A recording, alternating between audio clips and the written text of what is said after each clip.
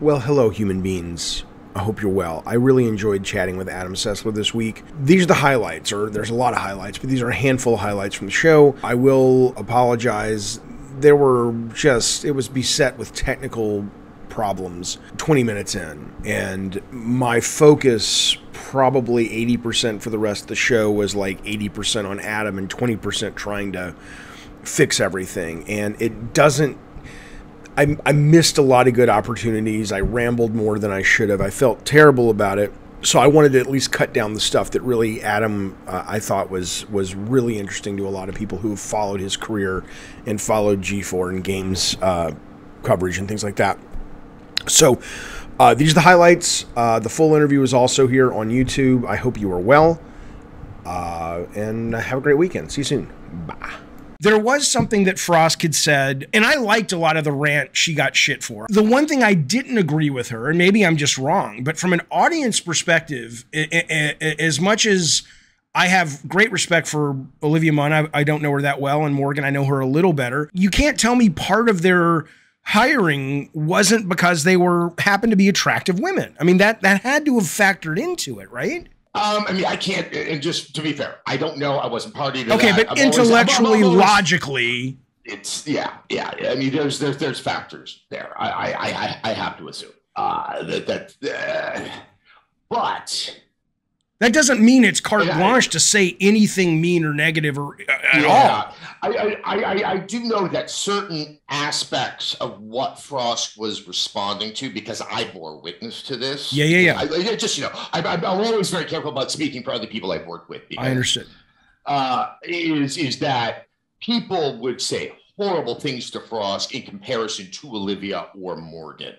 And so what I imagine you heard there was less the substance of what you addressed, even though it probably sounded that way to you, right? Than a kind of a response to a dialogue that was already in process. You just weren't party to that dialogue. Well, she said, which was interesting, and I don't know, because I know G4 is kind of retooled a little bit, that when you guys were on the air with the new G4, that you guys were dealing with something that I assume the old G4 never had to deal with, which is the live chat that wasn't being filtered necessarily by a producer, but you could see it. And I can't imagine that's, I mean, it probably makes for good TV, but it probably doesn't make for good self-esteem. Well, it's no. When you were with Morgan, who, I mean, she's, she's in Maxim, she sells all that stuff as part of her brand. When Kevin was with Olivia, I'm very curious about this, because when I watched y'all's shows, I got a brother-sister vibe from both pairings. Was that a conscious, like, how much of this was like, we don't want to see any kind of chemistry, assuming there was or wasn't, I don't know, because the viewer would probably go, you know what I'm saying? Like, we want to look at Morgan as our girlfriend. We don't like the fact that Adam and her are flirting. You guys never came off as anything other than brother-sister. Yeah. What's interesting is that was not a conscious decision. Mm-hmm. I think it's something that is fairly typical for paired hosts. Okay. Joe Scarborough and Zabriskie. Right. Yeah. If you don't know, they were hosting a show and they got married. But sorry. But it's an interesting question, because you pointed something out that I immediately recognized, but at no point did we say, let's do this. Right. I think it's funnier that way. It's less. It's not Cheers. It's not a Sam and Diane. Okay. It's great for scripted television, but that's just not. If there was a sense of something that wasn't real, that there was a relationship or something like that. Okay. I think it would give really strange signals. When you guys started the new G4, was that a conscious challenge of going, who is our audience now? Because the culture has shifted, but your old audience clearly are still, there's a lot of people that wanted the sex and the silliness and didn't want the kind of Frosk stuff. And a younger generation probably hears Frosk and says, fuck yeah, she's awesome. We were old X-Play. It was scripted. It was more scripted than anything else I've ever done. And that's good. And there were jokes and there was silliness and there were things like that. But it was also very, very, very, very political.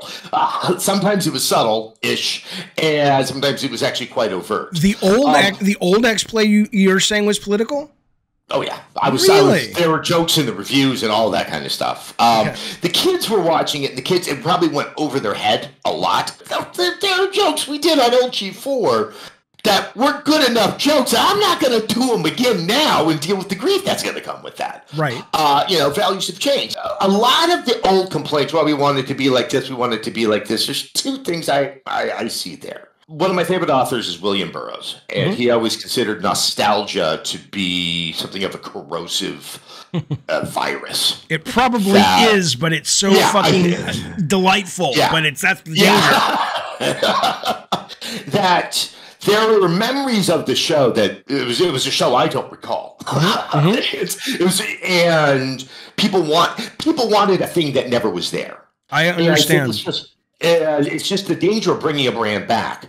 Also, as a business entity, you want to bring in new people. Right. But you need to have younger people. And so you got to also be sort of cognizant of, like, what is the flavor of the day? What is not the flavor of the day? I was getting embarrassed because I was seeing comments that were clearly like, I could have shot somebody on Ventura Boulevard and probably gotten away with it. The way people were looking at me as some kind of symbolic of this old guard. And by virtue of being new, there are other people that were really having to they had a much tougher climb. Right. Up that hill. And it was something I think more fundamental than that. And then with, I guess we're calling it the Frosk thing, you took something that was already some fairly dry kindling. But it was dry kindling that was waiting for the match. Which was what? The dry kindling was, we're not what you thought we were going to be based on your nostalgia goggles. Yeah, and it was people like, we want this isn't it. And then, God, politics and games. I mean, since X-Play went off the air, since the rise of Gamergate, since the rise of the internet and trying to be thoughtful, and they saw this as yet another intrusion that was preventing the show from being the show that everyone imagined it was supposed to be. And then also there are just people who hate women that love games. Like that Venn diagram is really appallingly. And what they really don't hate are women who call them out on it. And it's just, and then it got into the hands of a certain YouTube channel that's quite popular with the manga crowd. I think it's called The Quickening or something. Oh, The Quartering. They were doing lots of videos about that. And so what happened was kind of an artificial amplification of something that probably in a different era would have burned itself out within 48 hours. Do you think G4 has turned the corner now where the people who want to shit on it are kind of bored and they've gone and moved on, and now you guys are building a new group of fans like you need to? I think so. And another thing, kind of going back to those changes, I meant to say I had a nervous breakdown, so I can't actually talk to a lot of the changes that happened because I really wasn't party to any of it. Right. I mean, the network was designed and launched during a pandemic. Right. And sometimes, and this is true even without a pandemic, it is so typical that you kind of work so hard to get to a launch, and it's like launching a game, especially a multiplayer game. Yeah. You can only do so much until enough people are playing it, and you can go, oh, shit. Right. We kind of got to start to tweak that and tweak that and tweak that. And so that was always kind of an assumed stage that was going to happen. That's great. I didn't know TV worked that way, but that's great to know because, games, you've got to have runway to tweak because you don't really know until it's out. You basically were, I mean, what was that like when G4 was taking off? You're in LA, you're on TV. Did you get any of the Vinny Chase entourage experience, or that wasn't y'all's experience because it was video games TV? Or was there a bit of like, hey, I'm a famous TV star and I got to play with it for a while? Tiny bit. Here's where it would be beneficial was when you interacted with people who played video games. Okay. The benefit is the service industry plays video games. Oh, waiters and chefs. And One time, I love telling this story because it's one of the few times I'll burnish my own image because someone else benefited from it. Right. My younger brother and I, he lived down in LA for a period of time, and it was his birthday. He was trying to do acting, so like I was actually helping him out and supporting him a little bit. It was his birthday, and so I was like, "Oh, I'm gonna take you out," and like I was like, I want a steak dinner. And before I knew it was a chain, I was like, "Oh, let's go to Mastro's in Beverly Hills." Okay. I'm like, let's just do it, and what have you. When we get in there, and I don't know if you've ever eaten in Beverly Hills. It didn't occur to me that Masters would be like that. You walk in, that person right there at the maitre d' just kind of sizes you up and down. And I saw the sizing. My brother was just wearing whatever the fuck he had on that day. Sized us up and down, and we had it right by the kitchen. And I'm like, fuck. It wasn't a busy night either. Let me point that out. Right. And I just felt bad. I didn't care for myself, but it's like my brother's birthday. And they're like, oh. Then about 10 minutes later, 10 minutes later, the doors to the kitchen swing wide open. And out comes the chef going, Adam Sessler! Oh my God! And we just sat there and we talked games. I introduced him to his brother. I said it was his birthday. And he goes, you're going to have a great night here tonight. 5 minutes later, said maitre d' shows up, going, I am so sorry. I had no idea who you were. Oh, what a dick. We'll be taking care of you. We'll be taking care of you this night. So everything was on the house. We had this massive fruit à la mer platter on top of the steaks and everything, and it all worked out just fine. But it would only happen in rare instances like that. When you were coming up with G4 and you were like, I won't even play the clip. The gist of it was you were like, there were times I wasn't the nicest guy. A lot of this kind of got to my head and all this shit. Now that you've done therapy and you've kind of, been through the mix and all that stuff, do you see these younger people who are struggling with that and you're like, you know what I'm saying? It's like, getting the egos and getting the I want my parking space and all this shit that you were dealing with. Is that not where the new generation is? Or you're like, yeah, that's what you have to deal with in this industry. And you have to kind of learn to grow out of that unless you just happen to come to the table as a fully baked human.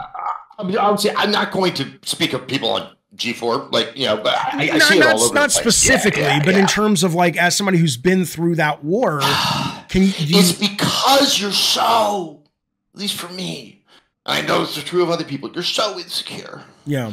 Because you're providing a product that has no clear value. At best, it's a value that goes through Nielsen. Right. And gets spit out the other end, but that's the show. So you don't know what part of the show is you. Yes. There have been focus groups I know and things like that. And especially when it comes time to negotiating your deal, that nebulousness is put back in your face. But it's also like less savory producers will absolutely manipulate you with stuff like that. And make you feel insecure because you'll just feel like you need to do more and more and more and more and more. But then you're looking for it other ways. And what's interesting is that also happened not just within the entertainment space, but within the gaming space. Who at Ubisoft or who at Sony is going to genuflect? You need that approbation all the time. And yes, therapy has helped. It's also just getting old.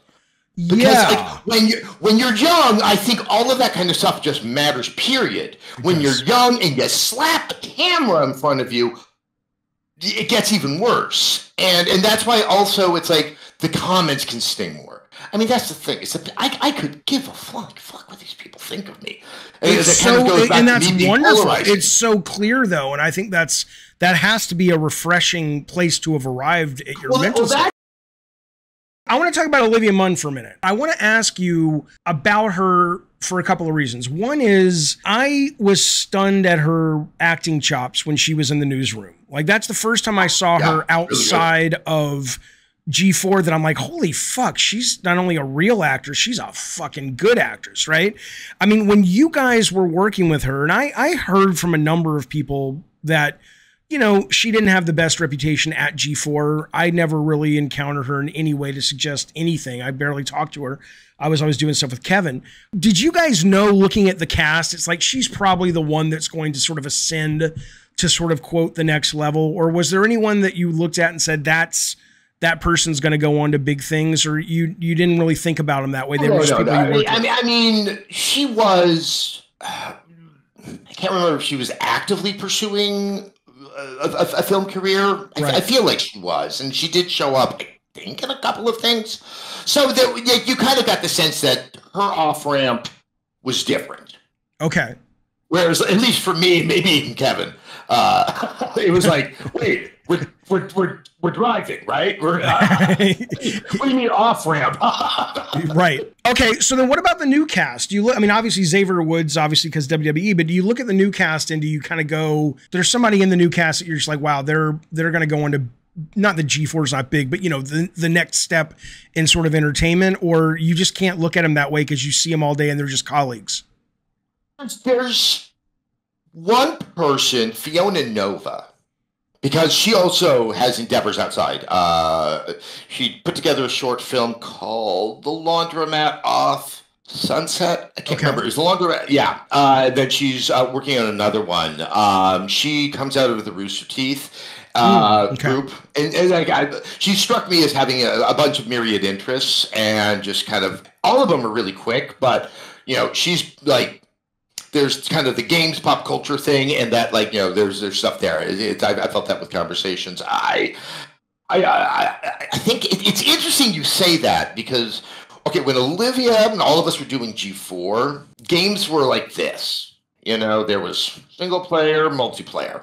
Since then, games have gotten like this. There's such a diversity of games, to say nothing of esports. Right. And so people who find themselves in that mix, Frosk and Black Okage, all of that. Once again, I'm not speaking for them, but it's like the opportunities to carve that path. There is an off ramp that still leaves you in games, whereas for people like me back in the old days, it was. With all due respect to my former colleagues, it was like, okay, I'll do this and then I'll do PR.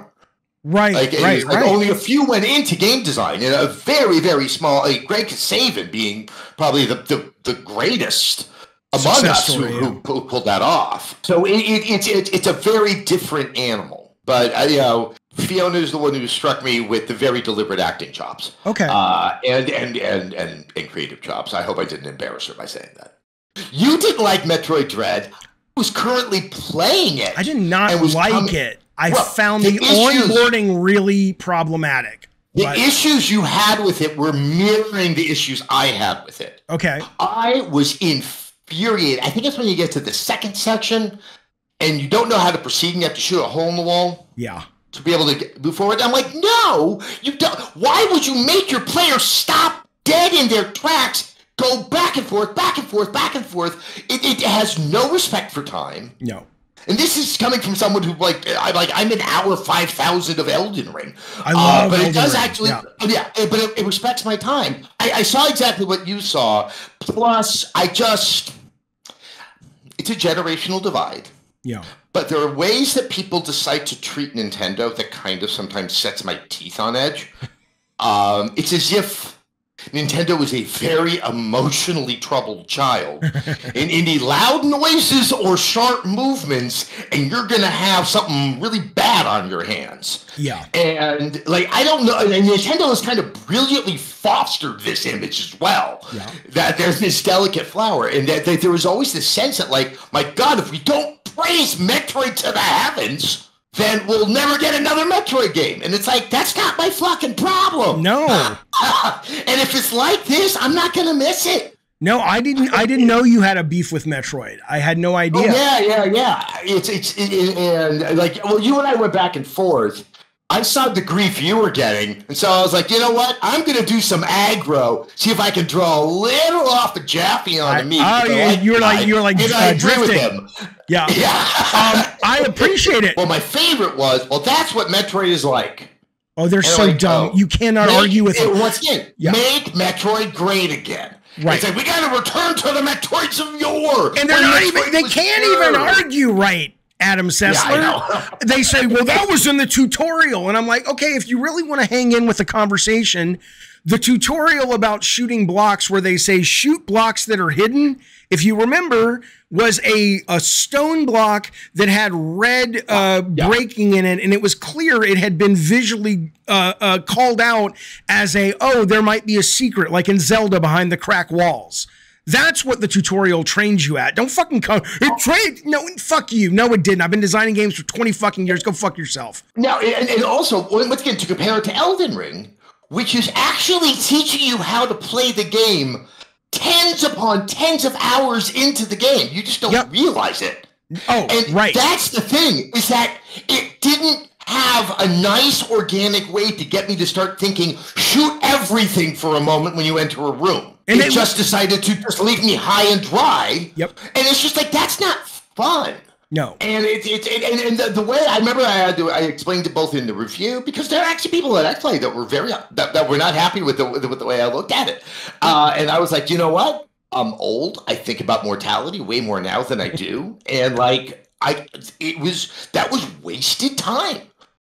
I keep threatening to have a therapist come on my show who I don't know if there's a specializing in working with geeks like us. I don't say that as I actually know a couple of names I can give to you. I would love that, because I don't understand that psychology, and I want to, because it fascinates me, the fact that they can't let it go. And again, there is a part of me that's sympathetic. It's like, wow, this is some kind of metaphorical crutch for you, and I know you don't want to see that, because if you do, you have to face all the demons you've been avoiding. I have an unfully formed theory on this. Okay. But okay, you and I are close enough in age, I think, that we're like 2 years. Yeah. We're Gen X. Oh yeah. So we're of that original Star Wars generation, which is really the first time someone figured out that you could brand shit for kids under like 15. And they were still trying to figure it out. You know, Kenner, which doesn't even exist anymore, had the license for Star Wars toys. Yeah. And like they had to like mass produce these things, so they didn't even think it was going to be that big. It was a mess. And I think that's why it both, like what we're looking at the Star Wars and things like that, looks a little bit foreign and a little bit alarming. Whereas that millennial generation, and this isn't to shit on millennials,